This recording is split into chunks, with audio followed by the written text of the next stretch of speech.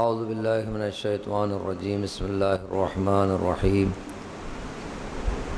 الحمد للہ رب العالمین الذی خلقنا لعبادته والذی جعلنا من المتمسکین بولایت مولانا امیر المؤمنین والذی جعلنا من الباکین فی اضاء المظلوم والحمد للہ الذی جعلنا من المنتظرین لظہور حجتہ ثم الصلاة والسلام علی اشرف الانبیاء والمرسلین حبیب الہ العالمین الذی سمی فی السماء باحمد وفی الارضین بابی القاسم محمد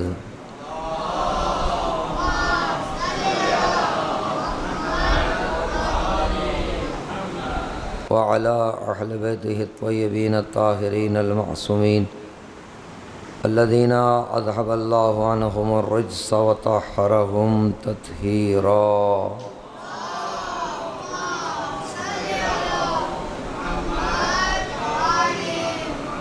ولعنة الله على أعدائهم أجمعين.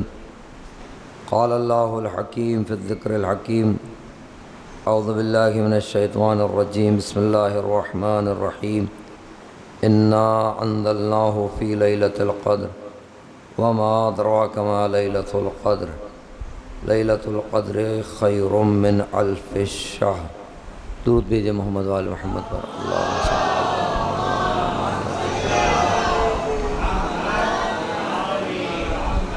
بزرگان محترم اور برادران عزیز، 22 رمضان المبارک ہے. آج کی شب قدر ہے اور روایات کے اعتبار سے قوی ترین احتمال یہ دیا جاتا ہے کہ آج ہی کی رات شب قدر ہے. ویسے تو ساری طاق راتیں شب قدر شمار کی گئی ہیں، لیکن جس میں سب سے زیادہ تاکید ہے وہ آج ہی کی رات ہے. یعنی 22 کا دن گزار کے جب مغرب ہوتی ہے، جب سورج غروب ہوتا ہے تو شب قدر کا آغاز ہوتا ہے. اور سلام ہی حتی مطلع الفجر، یہ رات پوری کی پوری سلامتی ہے کب تک؟ جب تک فجر طلوع نہ ہو جائے. تو یہ اس کی ابتدا اور اس کی انتہا. تھوڑا سا اگر ماحول پہ غور کریں اور ہمارے جو ننھے منھے بچے یہاں بیٹھے ہیں، کم از کم ان کے دماغوں میں یہ مفہوم نہ ہو جو ہمارے دماغوں میں شب قدر کا مفہوم ہے. عام طور پر شب قدر کا مفہوم مسجد میں جو وقت اعمال کا اعلان ہوتا ہے، ہم اسے وہ شب قدر سمجھتے ہیں کہ جس وقت مسجد میں اعمال کا اعلان ہوا ہے، جس وقت شروع ہوں گے اور جس وقت ختم ہوں گے، یہی شب قدر ہے. عملی اعتبار سے، شاید نظری اعتبار سے ہم اسے شب قدر نہ جانتے ہو. جس سے بھی پوچھیں گے وہ یہی کہے گا کہ جب مغرب شروع ہوتی ہے تو شب قدر شروع ہو جاتی ہے اور فجر تک شب قدر رہتی ہے. لیکن عملاً اگر ہم اپنے رویے پر توجہ کریں تو ہمارے ہاں شب قدر سے مراد صرف وہ مسجد میں مقررہ وقت جو اعمال کے لیے معین کیا گیا ہے. اور بہت خوب طریقہ ہے، بہت خوب اور اچھا طریقہ ہے کہ سب مل کر ایک جگہ جمع ہو کر ان اعمال کو انجام دیں. جو ترتیب ہے اعمال کی وہ سب آپ جانتے ہیں. اعمال میں بہت ساری چیزیں ذکر ہوئی ہیں. فقط یہ شب ہے، ہر شب میں غسل کا حکم ہے کہ آپ شب قدر میں چاہے وہ 19 کی ہو، 21 کی ہو، 23 کی ہو یا بقیہ طاق راتیں، اس میں آپ غسل کریں. لیکن اس میں 2 غسل وارد ہوئے، ایک اول شب، ایک آخر شب. اور بہت ساری حکمتیں ہوتی ہیں، علتیں ہوتی ہیں، وہ اللہ جانتا ہے. لیکن کم از کم مجھ جیسے انسان کو پروردگار شاید غسل کی تائید، تو غسل ظاہر ہے، غسل کا جو روایات میں جو غسل کے آثار ہیں اس میں سے ایک اثر یہ ہے کہ جتنے پانی کے قطرے، جتنے قطرے جو شمار کے قابل نہیں ہیں، جتنے قطرے آپ غسل میں استعمال فرماتے ہیں اپنے آپ کو غسل دینے کے لیے، اس سے زیادہ گناہ آپ کے بدن سے جھڑتے ہیں، روح سے جھڑتے ہیں اور آپ پاکیزہ ہوتے ہیں. یہ اپنی جگہ ہے. لیکن آدمی چونکہ دنیاوی مشکلات میں گرفتار ہے، دنیاوی رجحانات میں گرفتار ہے، تو وہ سب سے زیادہ جو چیز اس کے لیے مشکل بنی ہوئی ہے معنویات کو درک کرنے میں، وہ اس کی توجہ اور انتباہ ہے، اس کی اٹینشن ہے. اور یہ اٹینشن انسان کی کبھی تھکن کی وجہ سے لوز ہو جاتی ہے، کبھی زیادہ پیٹ بھرنے کی وجہ سے لوز ہو جاتی ہے، کبھی دوستوں کے ماحول کی وجہ سے دور ہو جاتی ہے، کبھی حضرت موبائل کی وجہ سے ادھر ادھر ہو جاتی ہے. خصوصاً انسان جو فریش، جس کو آپ کہتے ہیں کہ فریش ہونا، آدمی جیسے آفس سے آتا ہے تو فریش ہونے کے لیے آپ کیا کرتے ہو؟ ظاہر ہے آپ آگے فریش ہونے کے لیے سب سے اچھا عمل کیا ہے کہ آپ شاور لیتے ہو، آپ آ کے نہاتے ہیں، خود کو فریش کرنے کے لیے آپ نہاتے ہیں. دیکھ رہے ہیں خدا نے کتنا اہتمام کیا ہے. شب قدر میں آپ فریش رہیے، شب قدر میں آپ کی توجہ معنویات کی طرف رہے. خدا کہہ رہا ہے شب قدر کی ابتدا میں بھی غسل کرو، انتہا میں بھی غسل کرو. پوری رات جب آپ افطار سے پہلے یا افطار کے وقت یا اس وقت اول شب میں غسل کرتے ہیں تو آپ بالکل تازہ ہو جاتے ہیں. اور یہ وہ شب قدر کا ورود ہے کہ جس میں آپ وارد ہوتے ہیں بالکل فریش. اب عبادت کرتے کرتے کرتے کرتے کرتے پھر آخری مرحلے پر اب فجر کو درک کرنا ہے. جیسے ابتدا کو صحیح فریش حالت میں درک کرنا تھا، ایسے ہی آپ کو انتہا کو بھی فریش حالت میں درک کرنا ہے. کیونکہ آپ ظاہر ہے، میں اور آپ ظاہر ہے اس وادی کے لوگ نہیں ہیں، تھک گئے ہیں، نیند آ رہی ہے اور بہت ساری جو ہے نا عبادت کی ہے، عبادت نے بھی ہمیں تھکا دیا ہے. یہ ہماری روح کی کمزوری ہے. ورنہ آپ کو پتہ ہے کہ جو چیز انسان کے لیے دلچسپی کا باعث ہو اس میں آدمی تھکتا ہے یا فریش ہوتا ہے؟ جن چیزوں سے انسان رغبت رکھتا ہے، جو چیزیں انسان کے لیے قابل رغبت ہوتی ہیں، جو دلچسپ ہوتی ہیں، اس میں آدمی تھکتا ہے یا فریش ہوتا ہے؟ اور ہم جس ماحول کے لوگ ہیں، اللہ کا لطف و کرم ہے ہم پر، ہمارے پاس ایسی مثالیں موجود ہیں. آپ بتائیے 6 محرم میں مثال دے رہا ہوں، اس سے آپ اس کو درک کر سکتے ہیں. 6 محرم سے جو ہماری مصروفیات شروع ہوتی ہیں، پہلی محرم سے مصروف ہوتے ہیں لیکن 6 محرم سے ہم لوگ زیادہ مصروف ہو جاتے ہیں. اور جیسے جیسے جیسے جیسے ہم آگے بڑھ رہے ہوتے ہیں ویسے ویسے مصروفیات بڑھتی چلی جاتی ہیں. بعض لوگ وہ ہوتے ہیں جو 8 محرم سے شب غریبہ تک مسلسل جاگ بھی رہے ہوتے ہیں، مصروف بھی ہوتے ہیں اور اپنے آپ کو مصروف رکھے ہوتے ہیں. کہیں تھکن کا احساس ہوتا ہے؟ کبھی تھکن کا احساس ہوا اس عزا خانے سے اس عزا خانے میں، اس عزا خانے سے اس عزا خانے سے؟ بلکہ جب شام غریبہ گزرتی ہے تو تھکن تو کجا، بلکہ دل میں ایک افسوس ہو رہا ہوتا ہے کہ ابھی بھی حق ادا نہیں ہوا. یہ ہے کہ نہیں؟ 8 ربیع الاول پہ آپ کیوں روتے ہیں؟ 2 مہینے آپ نے عزائے سید الشہداء میں گزارے. جب 8 ربیع الاول کو عزا ظاہری طور پر رخصت ہو رہی ہوتی ہے یا ختم ہو رہی ہوتی ہے تو اس میں تکلیف کیا ہوتی ہے؟ تکلیف یہ ہوتی ہے کہ وہ فضا، وہ ماحول جو ہمیں فراہم تھا امام حسین سے متصل ہونے کا، وہ فی الحال وہ ماحول ابھی فعلاً ختم ہو رہا ہے. تو یہ 2 مہینے تھکے کیوں نہیں؟ یہ کیا وجہ ہے کہ وہاں تھکن نہیں ہے، یہاں تھکن ہو رہی ہے؟ اس کی ایک وجہ یہ ہے کہ امام حسین علیہ السلام کے بارگاہ میں ہم اپنے آپ کو پورے وجود کے ساتھ بغیر غفلت کے پیش کرتے ہیں. یہاں کچھ رکاوٹیں ہیں کیونکہ ہم ابھی درک نہیں کر پائے ہیں، چیزوں کو احساس نہیں کر پائے ہیں. کسی سے پوچھئے آپ عاشور کے دن آپ آرام کریں، تیار ہوں گے آپ؟ آپ کہ نہیں کچھ نہیں کرنا ہے، آرام کرنا ہے عاشور کے دن. قبول کریں گے آپ اس کو؟ آپ کی روح اس کو قبول کرے گی کہ میں نہیں، عاشور کے دن میں آرام کروں گا پورا دن؟ 9 ربیع محرم کو بہت تھک گیا ہوں، عاشور کے پورے دن. دل نہیں مانے گا، کوئی کہے گا نہیں آپ کو، خود آپ بالکل قبول نہیں کریں گے اس کو کہ ہو سکتا ہے کہ 4 دن ہو گئے مجھے آرام کرتے ہوئے، محنت کرتے ہوئے، لیکن اگر عاشور کو درک نہیں کیا تو کچھ نہیں کیا. فوراً ذہن میں خیال آئے گا نہیں معلوم اگلے سال ہی عاشور نصیب ہو نہ ہو. یہ ہوگا نہیں ہوگا. یہی کیفیت شب قدر کے لیے کیوں نہیں ہے؟ حالانکہ آپ کو معلوم ہے امام حسین علیہ السلام باب اللہ ہیں. مولا حسین علیہ السلام کیا ہیں؟ باب اللہ. میرے بچوں ادھر، امام حسین علیہ السلام کیا ہیں؟ باب اللہ. کیا مطلب؟ اگر پروردگار کی کسی نے معرفت حاصل کرنی ہے تو اسی دروازے سے داخل ہوگا، اس کے علاوہ کوئی دروازہ نہیں ہے. پروردگار کے بارگاہ میں توحید پروردگار میں داخل ہونے کا کوئی دوسرا راستہ ہی نہیں ہے سوائے امام حسین السلام کے۔ اسی طریقے سے باب توحید میں جو داخل ہوگا خود بخود بارگاہ سید الشہداء میں داخل ہوگا۔ یہ ممکن نہیں ہے کہ کوئی شخص امام حسین کو درک کرے اور خدا تک نہ پہنچے، امکان ہی نہیں ہے۔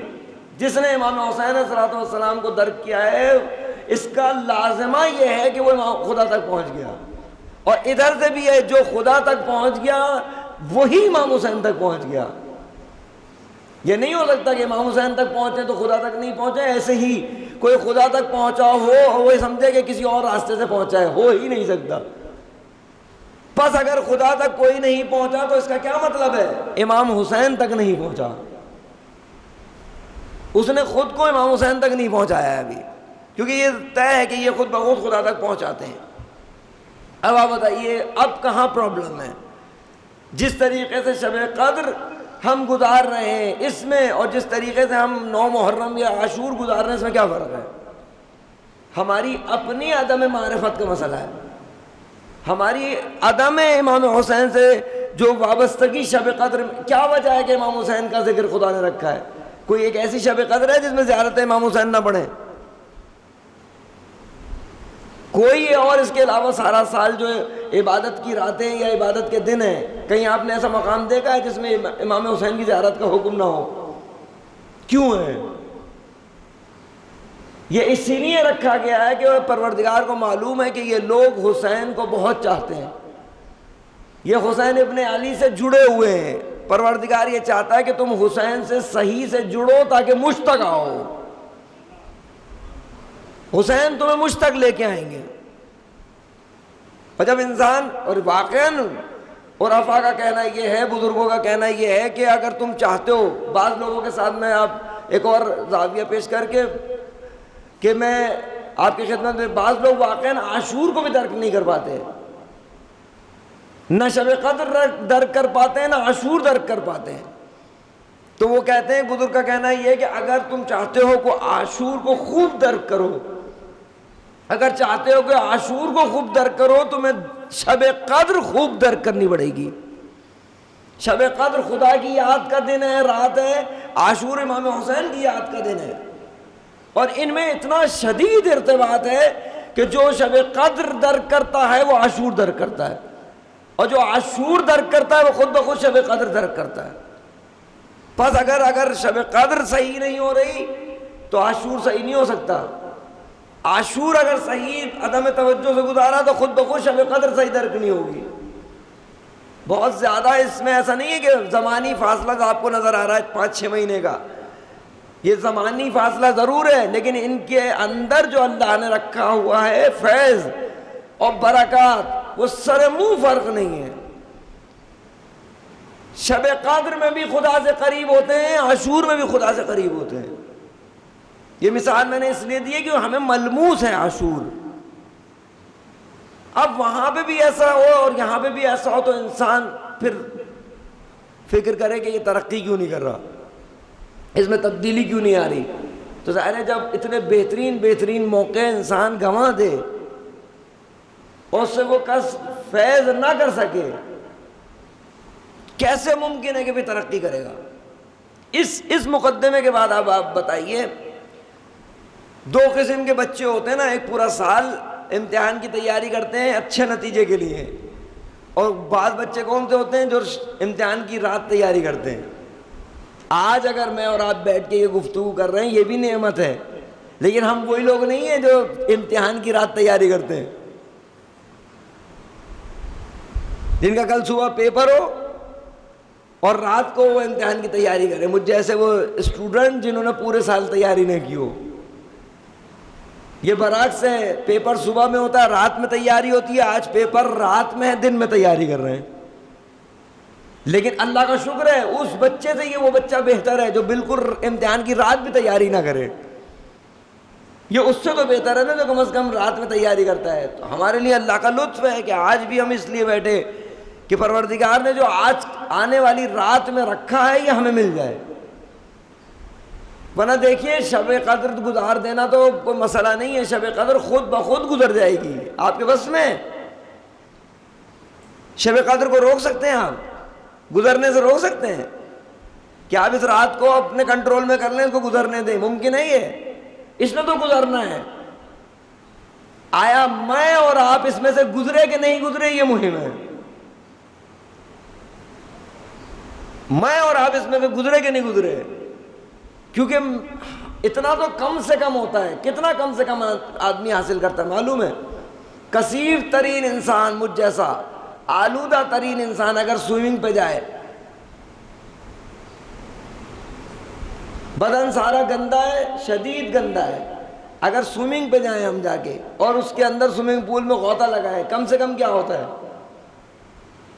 کم سے کم بدن گیلا ہو جاتا ہے فقط۔ لیکن کیا ضروری ہے کہ یہ کثافت بھی دور ہو گئی ہو بدن کی؟ ضروری ہے کہ بدن پہ موجود میل بھی صاف ہو جائے؟ خالی غوطہ لگانے سے یہ ہو جائے گا؟ یا غوطہ لگانے کے ساتھ کچھ اور بھی کوشش کرنی پڑے گی؟ واضح ہے کہ جب آپ کا بدن اگر گندا ہے تو سوئمنگ، ویسے ہی اچھے سوئمنگ پولز میں آرڈر یہ ہوتا ہے کہ گندے بدن کے ساتھ داخل نہ ہو، اس سے پہلے موجود ہوتے ہیں کیا؟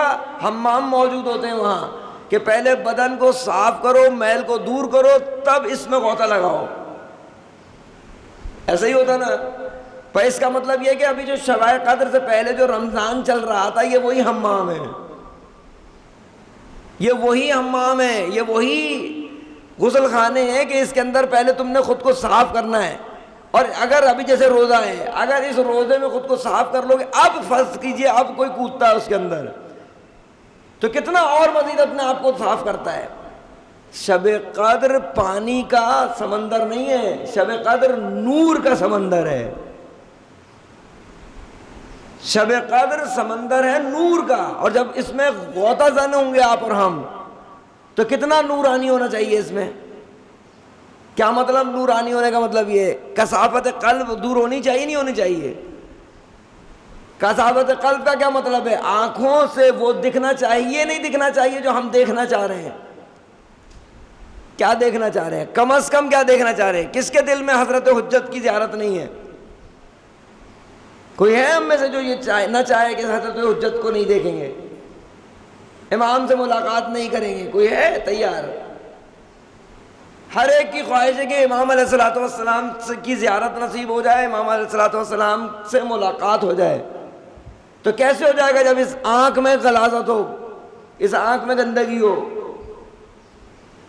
تو یہ آنکھ کیسے پاک ہوگی؟ جیسے آپ پاک کر رہے ہیں گزشتہ 2 شبائے قدر سے، مسلسل اس سے اشک بہا رہے ہیں، مسلسل خوف خدا میں رو رہے ہیں، مسلسل امام حسین پر رو رہے ہیں، مسلسل امام زمانہ کے لیے رو رہے ہیں، تو یہ آنکھیں پاک ہو جانی چاہیے۔ اس کا نتیجہ کیا ہونا چاہیے؟ اس کا نتیجہ یہ ہونا چاہیے کہ امام سے شب قدر میں ملاقات،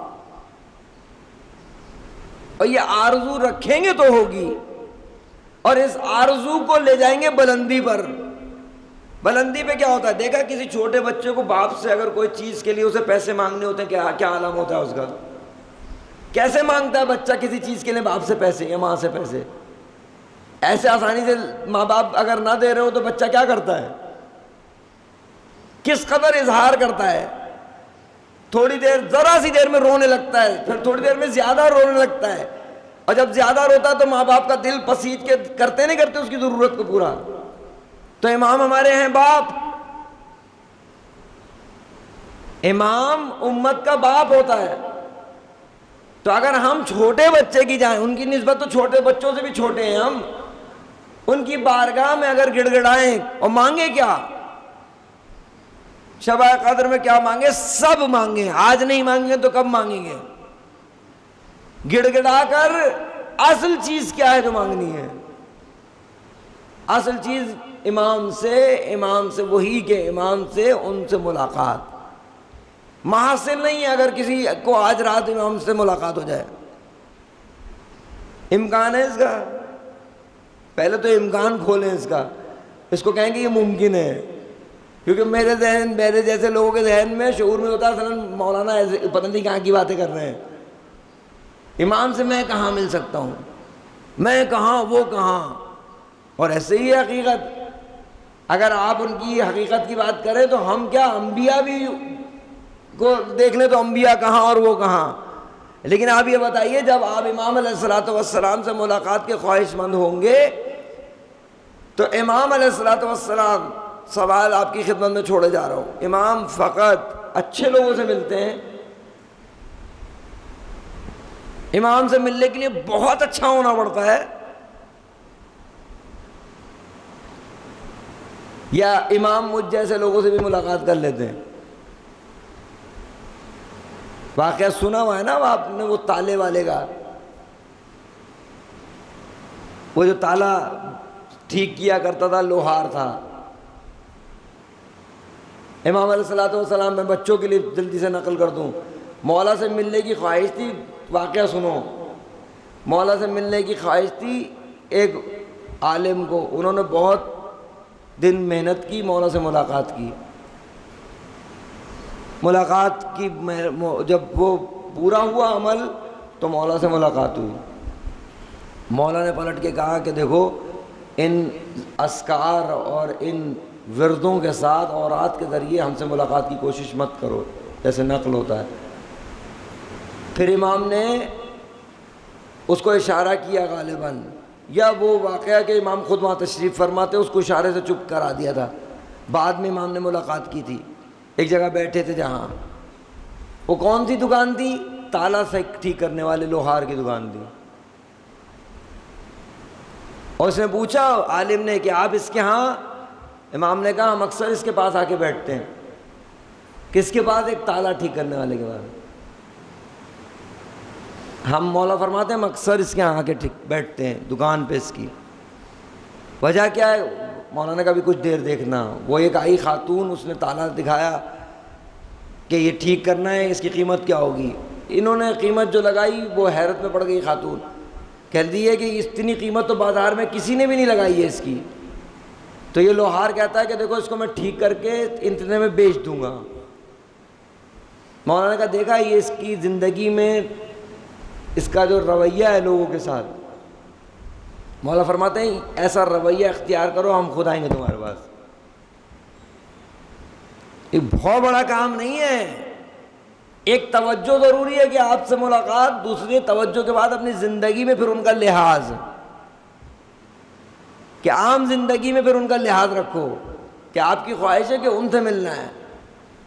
تو شب قدر میں اگر آپ امام علیہ الصلوۃ والسلام سے ملاقات کر پائے تو یہ ماحصل ہے، پھر آپ کو خود اندازہ ہو جائے گا، خود دلچسپی بڑھ جائے گی آپ کو دعائے جوشن کبیر پڑھنے میں، پھر خود دلچسپی بڑھ جائے گی آپ کو اعمال قرآن میں، پھر ہر چیز میں آپ کی دلچسپی بڑھ جائے گی، کیونکہ سب سے اوپر اولا دعا کیا ہے؟ امام سے ملاقات۔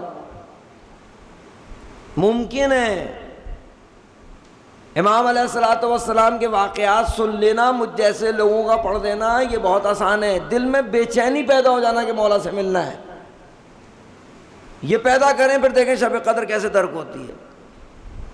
شب قدر قیمتی ترین رات ہے، یہ آج بھی گزر جائے گی، یہ سنڈے نائٹ نہیں ہے، یہ شب قدر ہے، تقدیر بدلنے کی رات ہے، تحول کی رات ہے، جتنی زندگی میں گرہ لگی ہوئی ہیں سب کو کھولنے کی رات ہے، جتنی بے چینیاں ہیں سب کو دور کرنے کی رات ہے، جتنا زندگی میں اضطراب ہے سب کو دور کرنے کی رات ہے۔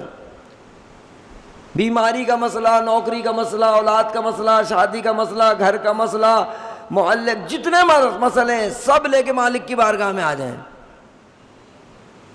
سب مسئلے لے کے مالک کی بارگاہ میں بیٹھ جائیں، ان کو بیان کر دیں، ایک طرف کر دیں، پھر ان کو، پھر مالک سے گفتگو کریں، پھر پروردگار کی بارگاہ میں گفتگو کریں کہ پروردگار یہ مسئلے تو ہو گئے، اب انشاءاللہ تو اس کو حل کر دے گا، آج کی رات تو نے سارے سال کی میری تقدیر لکھنی ہے، ان مسائل کو حل کر دے، اس کو ایک طرف کر دیں۔ کچھ دیر کے بعد خدا سے بات کب کریں گے؟ پھر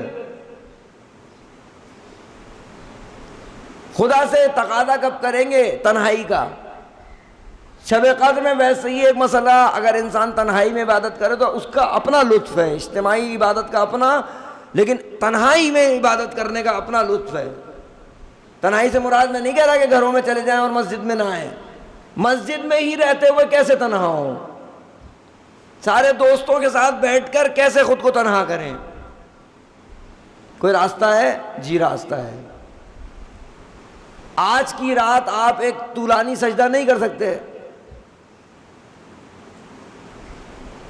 درمیان میں لوگوں کے اگر آپ سجدے میں چلے جائیں تو آپ لوگوں کے ساتھ ہیں یا تنہا ہیں؟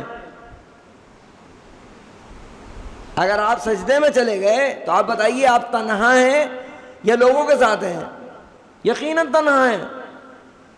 سجدے میں سر رکھ کر اب صرف آپ ہیں اور آپ کا رب ہے، آپ ہیں، صرف آپ کا خالق ہے۔ لوگوں کے درمیان کمال تو یہی ہے کہ انسان لوگوں کے درمیان رہے پھر بھی اپنے رب سے جڑا رہے۔ اس کی پریکٹس پھر معاشرے میں خود بخود ہو جائے گی۔ لیکن اصل کیا ہے؟ لمبا سجدہ، طولانی سجدہ۔ اور آپ کو پتا ہے جیسے سجدے میں جاتے ہیں تو خود بخود انسان کا رابطہ ہو جاتا ہے خالق سے۔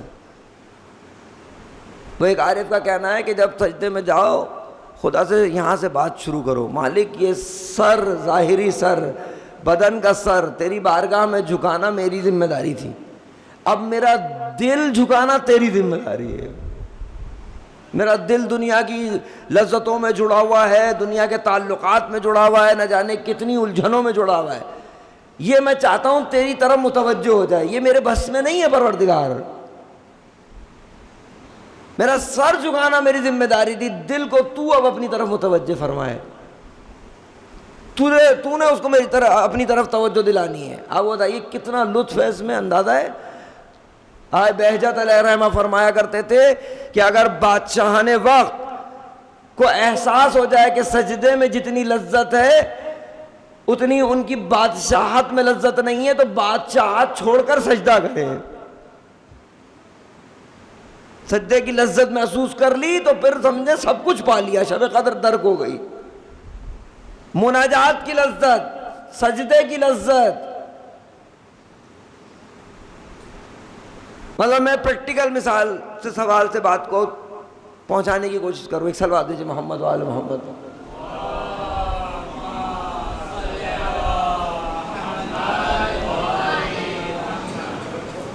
ہے عجیب سا سوال، کھانے میں کیا پسند ہے آپ پوچھئے، بچوں سے پوچھئے، بڑوں سے پوچھئے، چھوٹوں سے پوچھئے، مردوں سے پوچھئے، خواتین سے پوچھئے، جس سے آپ پوچھئے کہ کھانے میں کیا پسند ہے، ایک جواب زیادہ ملتا ہے، وہ کیا؟ بریانی پسند ہے۔ بہت زور لگا ہے، کسی کو بہت کم ہوتا ہے جس کو نہاری پسند ہو، لیکن اکثر لوگ کہتے ہیں بریانی پسند ہے۔ ایک تو یہیں ایک بریکٹ ہے، یہ بھی ایک کس بزرگ کی کا تحفہ ہے، انہوں نے کہا وہ لوگ کہاں ہیں جو یہ کہیں کہ حلال پسند ہے۔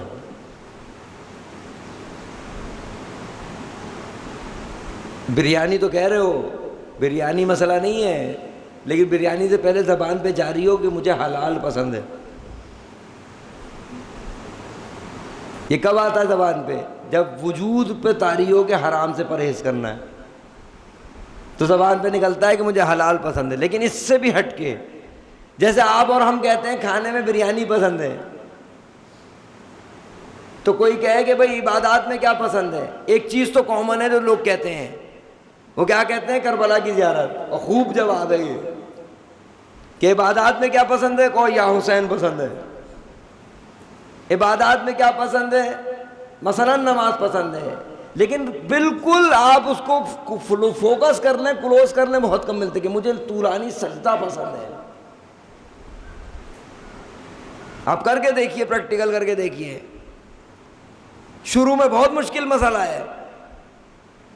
ایک اسکالر کا کہنا ہے، وہ کہتے ہیں کہ اگر فرض کریں اللہ سبحانہ ہوا تعالیٰ نے سجدے میں اجازت دی ہوتی کہ صرف ایک سبحان اللہ بھی واجب کہو تو کافی ہے، تو وہ کہتے ہیں دوسرا والا مشکل ہو جاتا کہنا، صرف سبحان اللہ، سبحان ربی الاعلیٰ و بحمدہ۔ اگر آپ فرادہ نماز پڑھ رہے ہیں ذرا 5 دفعہ کہہ کے دیکھیں، عادت نہیں رہ گئی ہے اس لیے نہیں کیا جاتا۔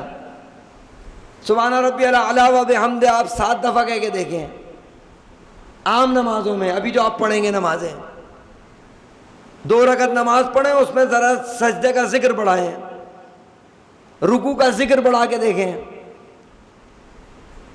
آپ کی توجہ نہیں ہے، خوب کر سکتے ہیں آپ اور ہم، توجہ نہیں ہے، خوب کر سکتے ہیں۔ آپ نہ پوچھیں کہ اور کون کون سی دعائیں پڑھیں، جو عمل کر رہے ہیں 2 رکعت نماز جو پڑھ رہے ہیں نا، اسے ڈھنگ سے پڑھ لیں۔ جو نماز آپ اور ہم آج شب قدر میں پڑھتے ہیں یا اس کے علاوہ پڑھتے ہیں، اسے صحیح سے پڑھ لیں، اسے توجہ دیتے ہیں۔ پروردگار نے بہت زیادہ عبادت نہیں مانگی ہے، جو مانگی ہے کوالٹی سے مانگی ہے۔ ہاں یہ الگ بات ہے کہ وہ لوگ اور ہوتے ہیں کہ جن کی بہت زیادہ عبادت بھی کوالٹی کے ساتھ ہوتی ہے۔ سبحان ربی الاعلیٰ و بحمدہ کہیں زیادہ سجدے میں، سبحان ربی العظیم و بحمدہ کہیں زیادہ سجدے میں۔ 2 رکعت نماز شب قدر جو ہے نا اسے خوب احتیاط سے پڑھ لیں، لگے آدھا گھنٹہ مسئلہ نہیں ہے۔ کائے کے لیے آئے ہیں آپ مسجد میں؟ جب آپ چاہتے ہیں یہ 2 رکعت نماز شب قدر کی، 7 الحمدللہ رب العالمین اور 7 دفعہ قل اللہ پڑھی، اس کے بعد سجدہ رکوع کیا، پتہ نہیں چلی کہ 2 رکعت کب کیسے ہو گئی، کیا ہو گئی۔ اس کے بعد آپ شب قدر درک کرنا چاہ رہے ہیں تو اسے توجہ دیں، 2 رکعت کو ٹھہر جائیں، بالکل آرام سے پڑھیں۔ جب آپ کی زبان پہ جاری ہو ایاک نعبد تو بدن کانپ جانا چاہیے۔ جب آپ کی زبان پہ جاری ہو وہ ایاک نستعین، مطلب کیا ہے اس کا؟ ایاک نعبد کا میں صرف تیری عبادت کرتا ہوں۔ جب آپ کی زبان پہ جاری ہو تو کیا حال ہونا چاہیے؟ توجہ ہوگی۔ ایسا نہیں ہے کہ آپ نہیں، میں پھر کہہ رہا ہوں کہ آپ نہیں کر سکتے، توجہ کیجئے، اس پر زیادہ غور نہ کریں کہ کوئی آپ کو رلائے گا تو آپ روئیں گے۔ خود کیوں کنیکٹ نہیں ہو پا رہا ہے پروردگار سے؟ خود کنیکٹ کیوں نہیں ہو پا رہا انسان؟ اس کی وجہ یہ ہے کہ پورا سال دور رہا ہے۔ لیکن آپ یہ بتائیے، آپ زیارات پہ اکثر لوگ گئے، زیارت میں ایک عمل کیا ہوتا ہے حرم میں داخل ہونے کا؟ اس کو کہتے ہیں اذن دخول، داخل ہونے کی اجازت۔ آپ مسجد آ جائیں گے نا رات میں، مسجد کے دروازے پہ صرف رک جائیں ایک لمحے کے لیے۔ جیسے آقا بہجت کہتے تھے جب حرم میں اذن دخول کے لیے پہنچو تو اس سے پہلے کہ اذن دخول جو عربی میں وہ پڑھو، ایک لمحے کے لیے رکو اور رک کے صرف یہ تصور کرو کہ میں کہاں ہوں، کہاں آ گیا ہوں۔ اپنے آپ پہ توجہ کریں کہ میں کون ہوں، اپنے اعمال پہ توجہ کروں کہ میں نے کہاں کہاں کیسے کیسے پورا سال خدا کی معصیت کی، خدا کی نافرمانی کی، پھر بھی اس نے مجھے مسجد کے دروازے پہ لا کے کھڑا کر دیا۔ آقا بہجت کہتے تھے کہ اگر مچھر کا جو پر ہوتا ہے اتنی بھی آنکھ اگر نم ہو جائے تو یہ تری، یہ آنسو اس بات کی علامت ہوتا ہے کہ صاحب زری نے آپ کو اجازت دے دی ہے۔ ایسی آج کی رات اگر آپ انجانے میں آ جائیں مسجد میں تو آپ نے توجہ نہیں کی، مسجد کے دروازے پہ کھڑے ہو جائیں، مالک سے اجازت چاہیں، مالک کی بارگاہ میں التماس کریں گے، بار الہ میں آ گیا اور تیرا کرم ہے، تیرا لطف ہے کہ تو نے بلا لیا، میں اس قابل نہیں تھا کہ میں مسجد میں آؤں۔ اللہ کے گھر میں داخل ہو جانا، بار الہ تو مجھے اجازت دے، پھر وہاں کھڑو کے خدا سے گفتگو کریں۔ نیت کا کیا کریں؟ نیت کا یہ کریں کہ آپ کہیں کہ مالک میں انبیاء کی نیابت میں شب قدر میں داخل ہو رہا ہوں، میں جناب آدم کی طرف سے آیا ہوں، میں جناب نوح کی طرف سے آیا ہوں، میں جناب ابراہیم کی طرف سے آیا ہوں، میں پیغمبر کی طرف سے آیا ہوں، میں اپنے تمام معصومین کی نیابت میں اس شب قدر میں تیرے گھر میں داخل ہو رہا ہوں۔ بار الہ میں صاحب العصر کی جانب سے آیا ہوں، ان کی نیابت میں آیا ہوں، میں شہداء کی نیابت میں آیا ہوں، میں تمام مومنین کی جانب سے آیا ہوں۔ ہمت کیجئے، آپ کہیں کہ مالک میں ان کی نیابت میں آیا ہوں جنہوں نے میرا دل دکھایا ہے، میں نے انہیں معاف کیا، میں ان کی جانب سے آیا ہوں جن کا میں نے دل دکھایا ہے، خدایا اہل بیت کے صدقے میں مجھے معاف فرما۔ معافی مانگتا ہوا وہ شخص اچھا لگتا ہے جو دوسروں کو معاف کرتا ہو، خدا کی بارگاہ میں وہ اچھا لگتا ہے معافی مانگتا ہو جو دوسروں کو معاف کرنا جانتا ہو۔ آپ کہیے بار الہ میں ان کی طرف سے آیا ہوں جو تجھ سے غافل ہیں، جن کو شب قدر نصیب نہیں ہوئی ہے، توجہ نہیں ہے، جو نہیں آ سک رہے میں ان کی جانب سے آیا ہوں، میں نیابت کرنے آیا ہوں، بار اللہ میری طرف توجہ فرما۔ مسجد کے دروازے پہ بدل جائے گا آدمی،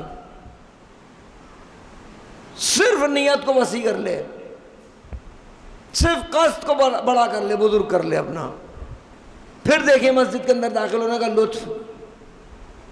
جب داخل ہوتے ہیں انتہائی زیارات کے آداب میں سے انتہائی آہستہ آہستہ قدم کو اٹھائیں، انتہائی آہستہ آہستہ مسجد میں داخل ہوں۔ یہ سب کیوں ہے؟ تاکہ کانسنٹریشن کریٹ ہو جائے، توجہ آپ کی ایجاد ہو جائے خدا کی طرف۔ پھر آپ آئیں مصلی کے اوپر، پھر مصلی پہ گفتگو شروع ہو، دنیا کے تعلقات کو کاٹیے، دنیا کی چیزوں کو کاٹیے، تب آ کے اللہ کی بارگاہ میں اپنے آپ کو پیش کریں، سجا کے پیش کریں، خوشبو لگا کے آئیے، غسل کر کے آئیے، توجہ کر کے آئیے، صاف ستھرا لباس پہن کے آئیے۔ یہ ساری چیزیں اس لیے کہ آپ جب یہ سارے اقدامات انجام دے رہے ہوں گے تو خود بخود آمادہ ہو رہے ہوں گے کہ آپ اللہ کی بارگاہ میں جائیں۔ صرف توجہ۔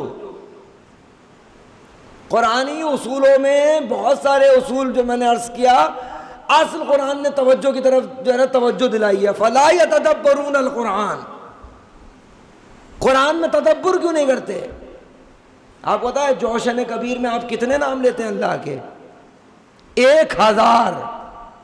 ہر فصل میں 10 نام ہے خدا کے، ہر فصل میں۔ اور کتنی فصلیں ہیں؟ 100۔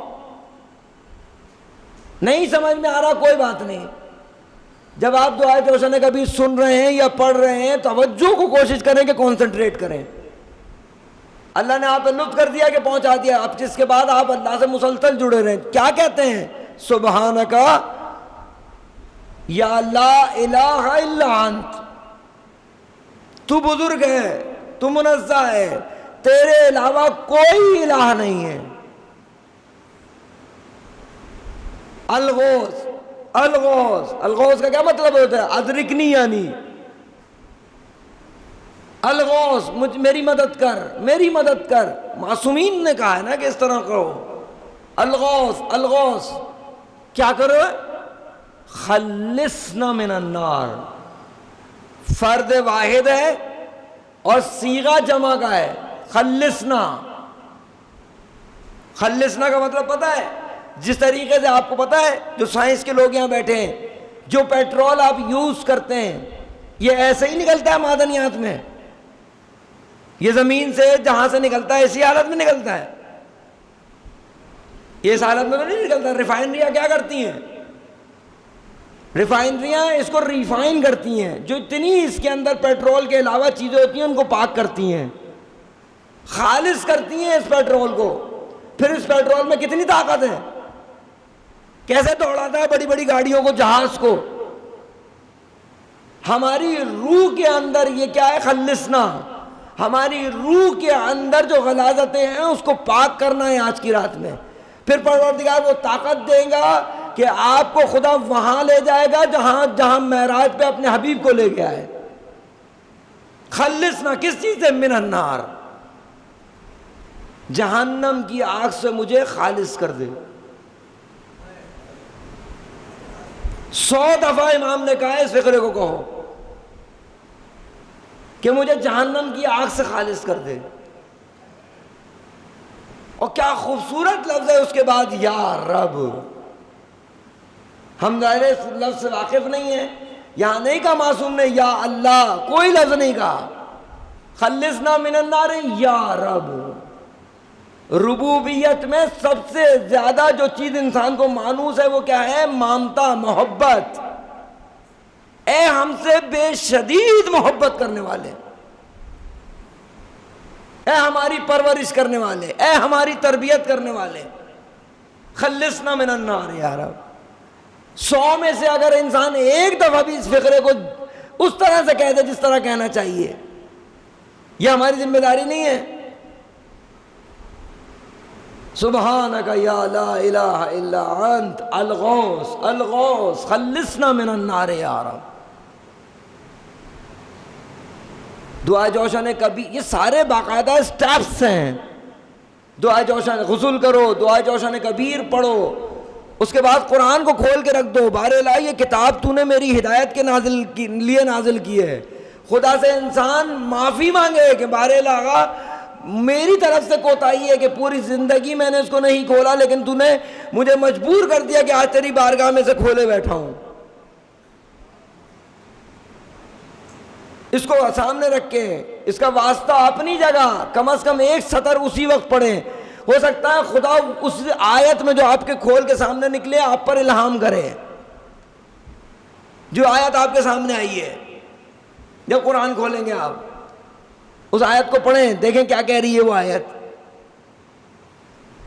کیونکہ قرآن باتیں کرتا ہے. امیر کائنات کا جملہ ہے نا کہ جب میں نے یہ چاہا کہ خدا مجھ سے بات کرے میں قرآن پڑھتا ہوں. کلام الہی ہے، کلام الہی آپ سے بات کرے گا خود بخود.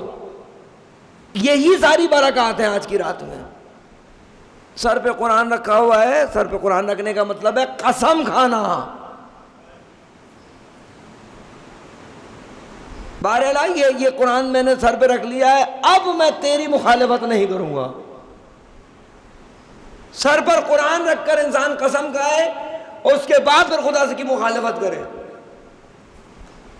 بے کا یا اللہ، بے محمد، بے علی.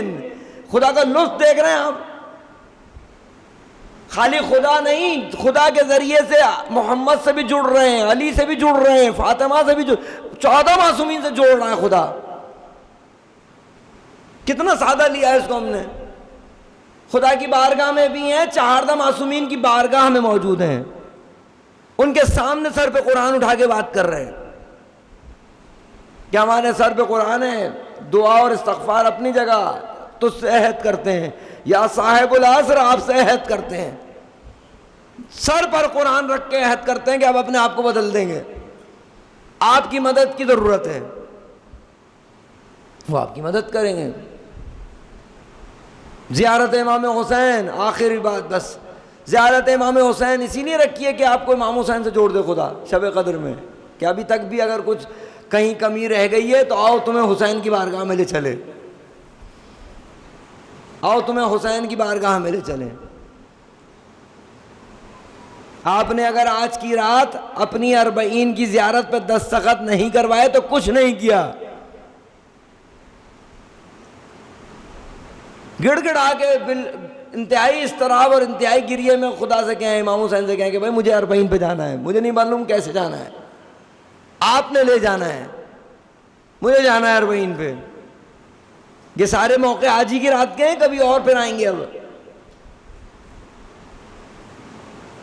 اپنا فردی مسئلہ بھی حل کرنا ہے، پھر آخری ایک اہم بات جو بچا کے رکھی، پھر اس طریقے سے کہ جس طریقے سے آپ اپنے لیے سوچ رہے ہیں نا آج کی رات، اسی طریقے سے پوری سوسائٹی کے لیے سوچنا ہے.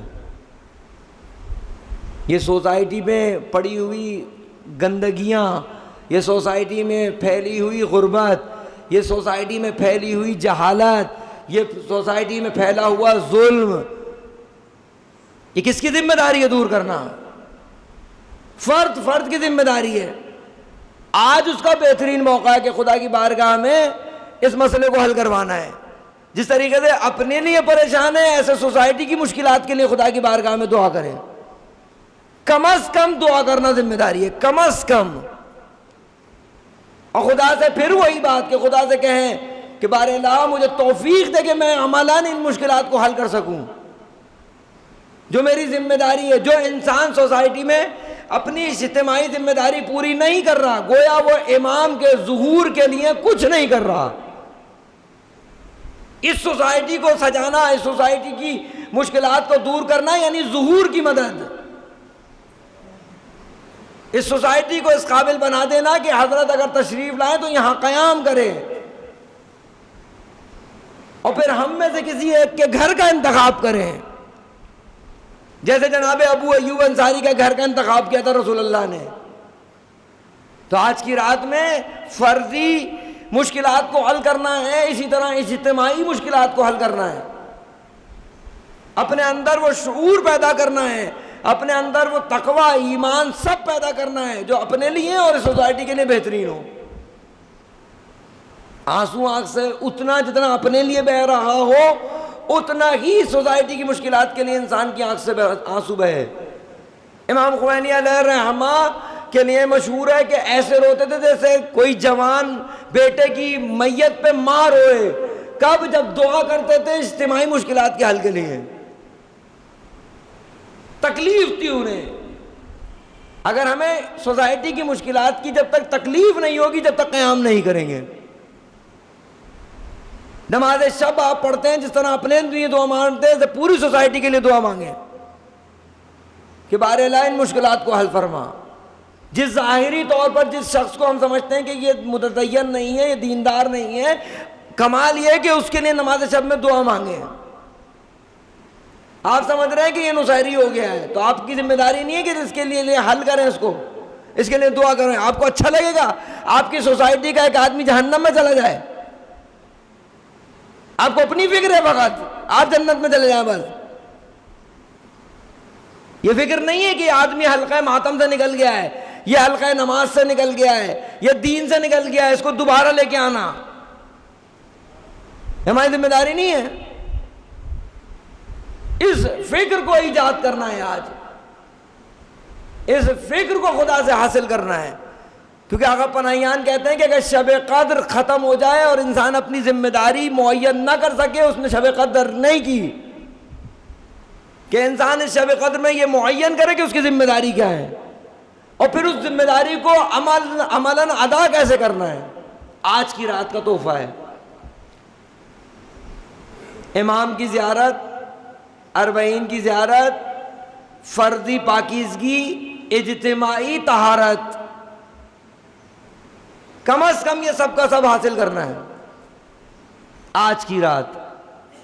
اور سب کا سب قرآن نے ہم سے تقاضا کیا ہے، سب کے سب کا ہم سے اہل بیت نے تقاضا کیا ہے۔ شب قدر یعنی در کے عبودیت، بندگی فردی ہو یا اجتماعی۔ پروردگار نے نماز میں یہ کہا ہے کہ آ کے کہو الحمدللہ رب العالمین الرحمن الرحیم مالک یوم الدین ایاک اعبد، یہ کہا ہے قرآن نے۔ ایاک استعین، یہ کہا ہے قرآن نے۔ کیا مطلب؟ میں صرف تیری عبادت کرتا ہوں، میں صرف تجھ سے مدد میں، یہ کہا ہے۔ یا خدا نے کہا کہ ہم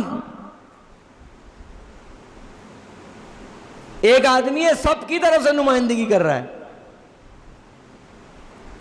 مصلی پر فرد واحد سب کی نمائندگی میں قرآن کی روح سے۔ اسی طریقے سے شب قدر میں بھی سب کی طرف سے ہے کہ بہر الہ ہمیں توفیق نصیب ہو جائے۔ اللہم صلی علی محمد وآل محمد وعجل فرجہم۔ بہر الہ صحیح معنی میں شب قدر کو درک کرنے کی توفیق نصیب فرما۔ بہر الہ جو کچھ بھی تحفے، تحائف، نعمتیں، رحمتیں، برکتیں آج کی شب میں تو نے ہمارے لیے رکھی ہیں ان پر ہم کو نازل فرما۔ بہر الہ تجھ سے ارتباط کی توفیق نصیب فرما، امام زمانہ سے ارتباط کی توفیق نصیب فرما۔ بہر الہ آج کی شب میں گناہوں کو معاف فرما، بیماروں کو شفا عنایت فرما، بے روزگاروں کو روزگار عنایت فرما، جن لوگوں جو جیسے جہاں جہاں مصیبت میں گرفتار ہیں ان کی مصیبتوں کو دور فرما۔ بہر الہ اس مجمع پر خصوصی رحمت و برکتوں کا نزول فرما۔ بہر الہ امام کے ظہور میں تعجیل فرما، امام کی رکاب میں جہاد اور شہادت نصیب فرما، امام کے تمام دشمنوں کو نیست و نابود فرما، رہبر کا سایہ ہمارے سروں پر دوام فرما۔ ربنا تقبل منا انک انت السمیع العلیم برحمتک یا ارحم الراحمین۔